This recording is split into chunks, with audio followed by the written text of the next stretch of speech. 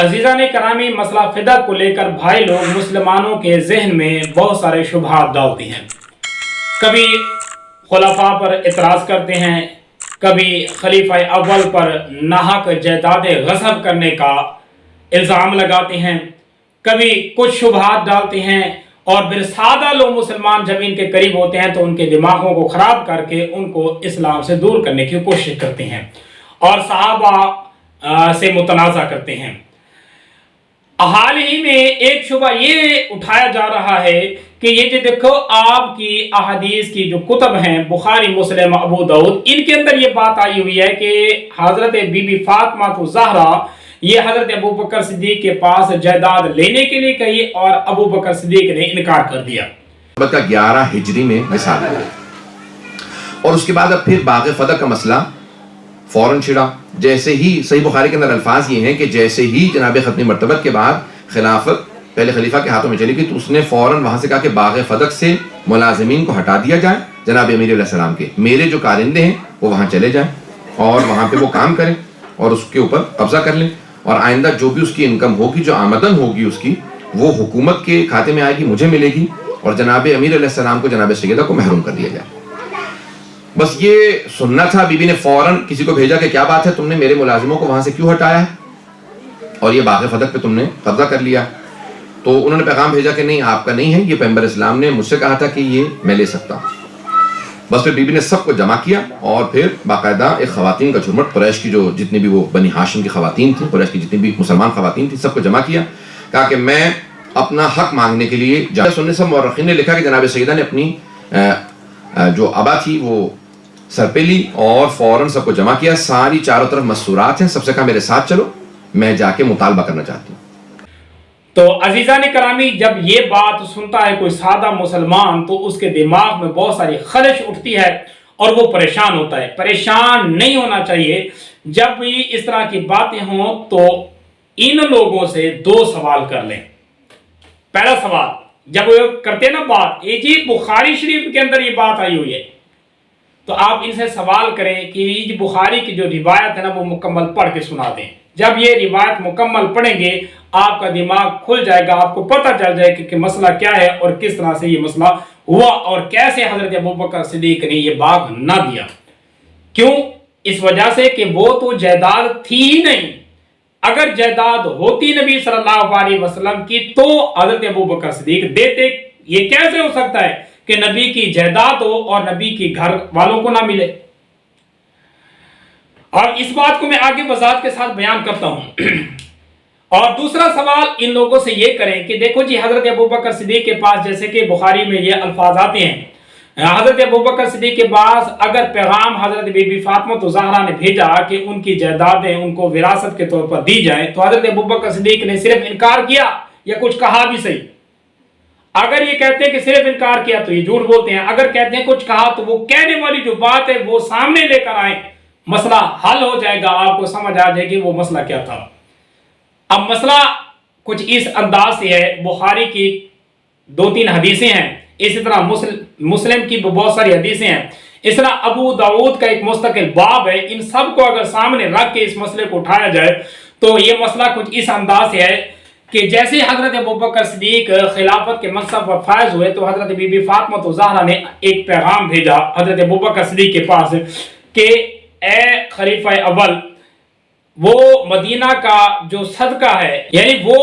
जो मदीना की जायदाद में से खर्चे के तौर पर हुजूर सल्लल्लाहु अलैहि वसल्लम अपने घराने के लोगों को देते थे, वो और खैबर का खुमस और इसी तरह फिदा का जो बाग था, इसका मुतालबा हजरत बीबी फातिमा तो ज़हरा ने हजरत अबू बकर सिद्दीक से किया। तो हजरत अबू बकर सिद्दीक ने फरमाया कि देखें, मैंने खुद नबी सल्लल्लाहु अलैहि वसल्लम से सुना है, वला नूरसु मा तरकना फहुवा सदकतुन, कि जो कुछ हम अंबिया छोड़ के जाते हैं उसकी विरासत नहीं होती बल्कि वो सदका हो जाता है। बस इस बाग को, इस जायदाद को विरासत के तौर पर तकसीम नहीं किया जाएगा। अब हजरत अबू बकर सिद्दीक ने देने से इनकार नहीं किया, विरासत को तकसीम करने से इनकार कर दिया। और एक और रिवायत आती है, उसमें आता है कि हजरत अबू बकर सिद्दीक ने क्या किया, हजरत अबू बकर सिद्दीक ने यह कहा کہ جیسے ہی نبی صلی اللہ علیہ وسلم ان جائیدادوں کے ساتھ کرتے تھے میں ویسے ہی کروں گا، ان کے اندر کسی قسم کا کوئی تغیر اور تبدل نہیں کروں گا۔ حضرت ابوبکر صدیق نے کہا جیسے حضور صلی اللہ علیہ وسلم کی ان کی آمدنی اپنے گھرانے کے لوگوں کے اوپر خرچ کرتے تھے تو میں بھی ایسے ہی کروں گا، ان کی جو آمدنی ہے یا ان کی جو خرچہ ہے وہ سارا کا سارا حضرت ابوبکر صدیق نے اپنے اوپر خرچ نہیں کرنا تھا، وہ اہل بیت کے اوپر ہی خرچ کیا۔ بس جب یہ بات آئی تو بی بی خاموش ہو گئی، آگے اگر کوئی بات ہوتی تو بی بی بتاتی، اگر کوئی اور دلیل ہوتی تو بی بی کہتی کہ یہ آپ کیسے بات کرنی ہے کہ انبیاء کی وراثت نہیں ہوتی، کیوں نہیں وراثت ہوتی، اپنے والد کی وراثت لیتی، لیکن بی بی خاموش ہو گئی اور دوبارہ مطالبہ نہیں کیا۔ پھر اب ایک شبہ یہ بھی ڈالیں گے کہ یہ بخاری میں یہ بات آتی ہے کہ بی بی ناراض ہو گئی، حالانکہ وہ جو ناراضگی کا لفظ ہے نا، وہ راوی جو روایت کرنے والا ہے نا وہ حضرت بی بی عائشہ کی روایت ہے، انہوں نے بھی نہیں کہا، یہ راوی کی خود اپنی بات تھی، اس نے کالا کا لفظ لگا کر آگے روایت کی ہے کہ راوی کہتا ہے کہ بی بی یہ بات سن کر حضرت فاطمہ الزہرا چلی گئی اور ناراض ہو گئی، اور بعد میں انہوں نے کوئی بات حضرت ابوبکر صدیق سے نہ کی۔ اور مفسرین کہتے ہیں یہاں بات نہ کرنے سے مراد یہ نہیں ہے کہ انہوں نے قطع تعلق کیا یا قطع کلام کیا، بلکہ حضرت ابوبکر صدیق سے دوبارہ اس طرح کا جائیداد کا مطالبہ نہیں کیا۔ اور پھر اسی طرح کی روایت ایک ابو داؤد کے اندر بھی آتی ہے کہ حضرت عمر رضی اللہ تعالیٰ عنہ کا جب دور آیا تو حضرت عباس اور حضرت علی رضی اللہ تعالیٰ عنہ یہ حضرت عمر رضی اللہ تعالیٰ عنہ کے پاس آئے اور آ کر کہنے لگے